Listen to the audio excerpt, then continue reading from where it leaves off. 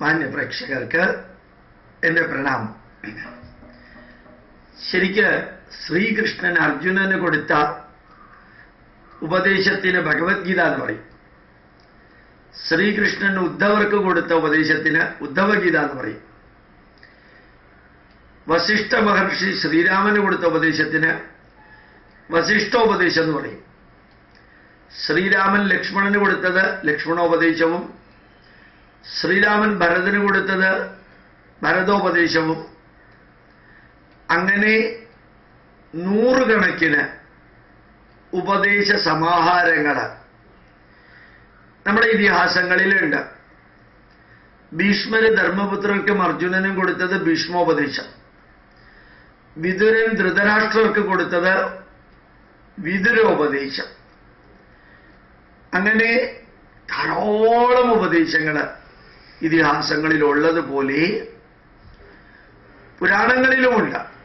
നമ്മൾ അറിയാത്ത പുരാണങ്ങളിലും അറിയാത്ത ഉപദേശങ്ങളുണ്ട്, ഇതിഹാസങ്ങളിലും നമ്മൾ അറിയാത്തതുണ്ട്. അതിവിടെ പറയുന്നത് എന്തിനാണ്?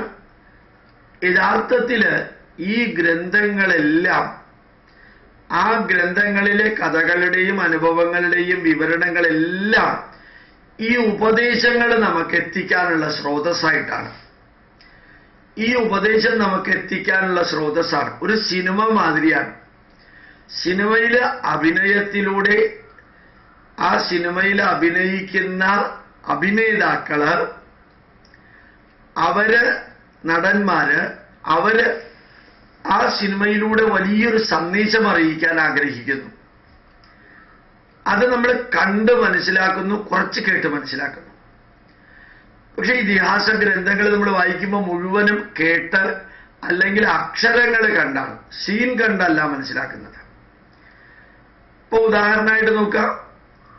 ശരിക്കും ശബരി ശ്രീരാമന് കുറേ മാർഗനിർദ്ദേശം നൽകുന്നുണ്ട്. ഒരു കാട്ടിൽ വളർന്ന ഒരു കാട്ടാള സ്ത്രീയെ പോലെ ജീവിച്ച ശബരി ശ്രീരാമന് ധാരാളം ഉപദേശം കൊടുക്കുന്നുണ്ട്.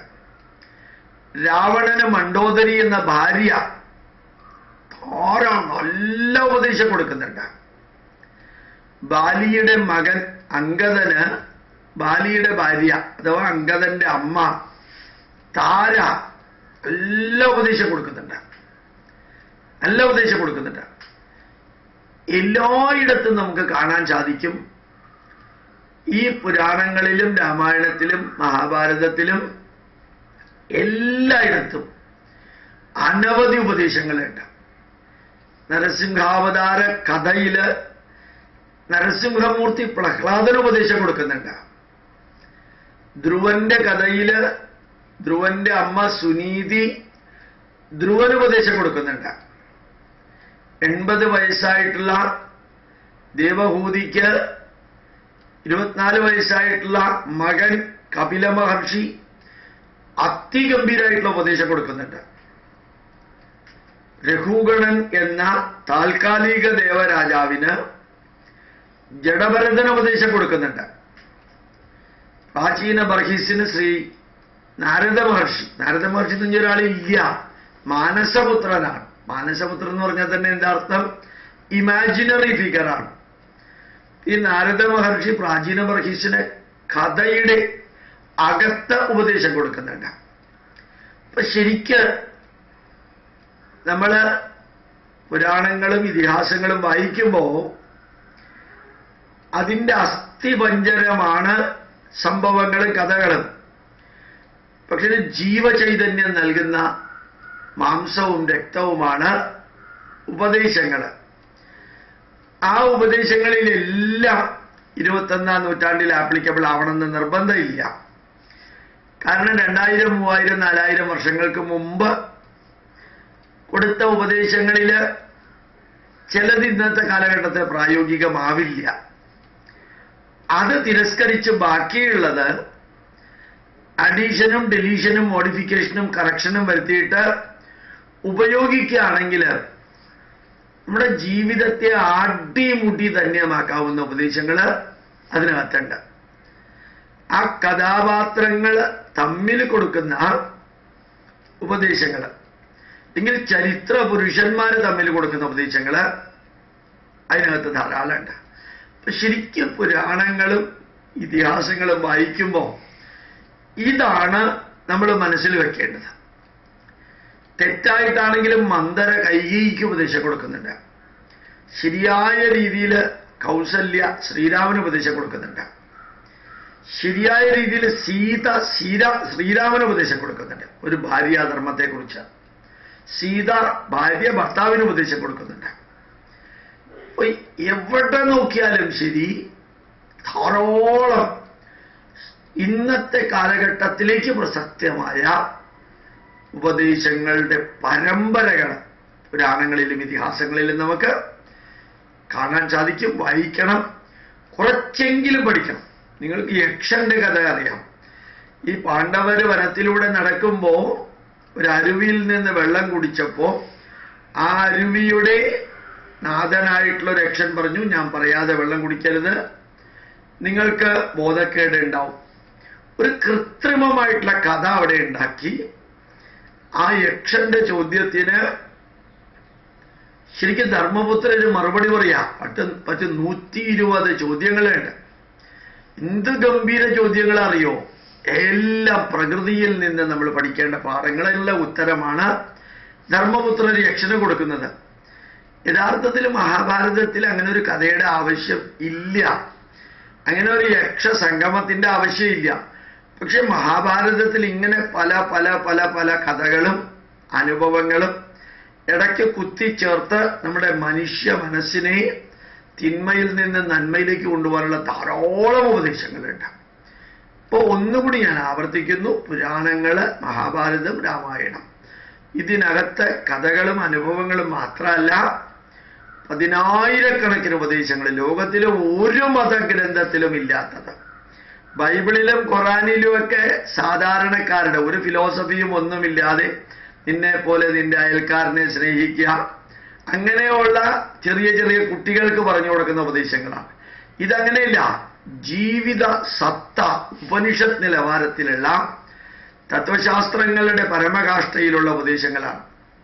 ചില മുസ്ലിം യുവാക്കള് എനിക്ക് എഴുതാറുണ്ട് യൂട്യൂബിലെ കമൻ്റായിട്ട്, താനൊന്ന് ഖുറാൻ വായിക്കണമെന്ന് പറയാറുണ്ട്. അവരോട് എല്ലാവരോടും എനിക്ക് ഒന്നേ പറയാനുള്ളൂ, ഏതൊക്കെ ഗ്രന്ഥങ്ങളിൽ എന്തൊക്കെ എഴുതിയിട്ടുണ്ടെന്നുള്ളതല്ല ഇമ്പോർട്ടൻ്റ്, ആ ഗ്രന്ഥങ്ങൾ വായിച്ച് ജീവിക്കുന്നവര്, അല്ലെങ്കിൽ ആ ഗ്രന്ഥം ഏത് മതത്തിലാണോ ആ മതത്തിലുള്ളവര് എങ്ങനെ ജീവിക്കുന്നു എന്നുള്ളതാണ് ഗ്രന്ഥത്തിന്റെ മഹത്വം. ഇവിടെ മുസ്ലിങ്ങൾ എന്ന് പറഞ്ഞാൽ കൊല്ലാനും ചാവാനും വേണ്ടി മാത്രം ജന്മമെടുത്ത ഒരു മതവിഭാഗം. സത്യം പറഞ്ഞാല് പുറത്തു നിന്ന് ആർക്കും അവരെ നിയന്ത്രിക്കാൻ പറ്റാത്തതുകൊണ്ട് അകത്ത് നിന്ന് തന്നെ ചാവാൻ അള്ളാഹു അനുഗ്രഹം കൊടുത്ത ഒരു മതവിഭാഗം. ഹലാൽ ചിക്കനും ഹലാൽ മട്ടണും ഹലാൽ ബീഫും ഹലാൽ പോർക്കും ഉണ്ടാക്കുന്ന അവര് തന്നെ 125 പെൺകുട്ടികളെ ഇവർക്ക് ലൈംഗിക വേഴ്ചയ്ക്ക് വഴങ്ങിയില്ല എന്ന കാരണത്താല് ഖുറാന്റെ പേരിൽ കഴുത്തറുത്ത് കൊന്നതാണ് കഴിഞ്ഞ ആഴ്ച. ഏതായാലും ദൈവത്തിനോട് അറിയാം, പുറത്തു നിന്ന് നിയന്ത്രിക്കാൻ പറ്റാത്ത നിങ്ങൾ അകത്തു നിന്ന് തന്നെ ചാവാൻ ഇറങ്ങി പുറപ്പെടുന്ന ഖുറാൻ മാതിരിയുള്ളതല്ല ഈ ഉപദേശം. തനി പ്രാകൃതമായിട്ടുള്ള കെട്ടുകഥകൾ മാത്രമല്ല, ബൈബിള് മാതിരിയുമല്ല ഈ ഉപദേശങ്ങൾ ഇന്നത്തെ കാലഘട്ടത്തിൽ യോജിച്ചതാണ്.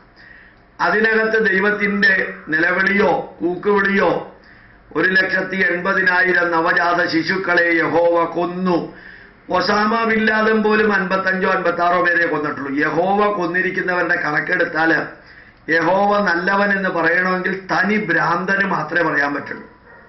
പിന്നെ ആ യഹോവ മനുഷ്യന്റെ പാപമുക്തിക്കായിട്ട് ഒരു സ്ത്രീയിൽ ഗർഭം ഉണ്ടാക്കി യേശുക്രിസ്തുവിനെ ഉണ്ടാക്കി എന്നുള്ളതൊക്കെ തനി കെട്ടുകഥ, അല്ലാതെ യഹോവയ്ക്ക് സ്ത്രീയിൽ ഗർഭം ഉണ്ടാക്കാൻ പറ്റും. ഈ ഉപദേശങ്ങൾ അങ്ങനെയല്ല. ഞാനിത് ചേർത്ത് പറയാൻ കാരണം മറ്റു മതങ്ങളെ കുറ്റപ്പെടുത്തി എൻ്റെ മതം നല്ലതാണെന്ന് പറയാൻ വേണ്ടിയുള്ള ശ്രമമാണെന്ന് ധരിച്ചാലും എനിക്ക് വിരോധമൊന്നുമില്ല. അതല്ല, രണ്ടും തമ്മിൽ കമ്പയർ ചെയ്യുമ്പോഴേ വ്യത്യാസം മനസ്സിലാവുള്ളൂ.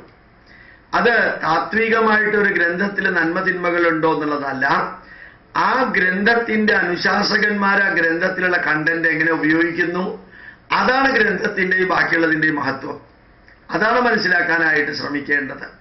തനി കെട്ടുകഥകളും അതിനകത്ത് ഇന്നത്തെ കാലഘട്ടത്തിലേക്ക് ഒരു പ്രയോജനവും ഇല്ലാത്തതുമായ കാര്യങ്ങൾ ദൈവഭയത്തിൻ്റെ പേരിൽ, ദൈവത്തെ പേടിക്കുന്നതിൻ്റെ പേരിൽ നമ്മൾ ഉപദേശങ്ങളായിട്ട് മറ്റും സ്വീകരിക്കുന്നത് പോലെ അല്ല ഭാരതത്തിലെ പുരാണങ്ങളിലും മഹാഭാരതത്തിലും ആദികാവ്യമായ രാമായണത്തിലും ഉപദേശങ്ങളുള്ളത്. പഠിപ്പിക്കാൻ സാധിക്കട്ടെ. പ്രണാമം. നമസ്കാരം.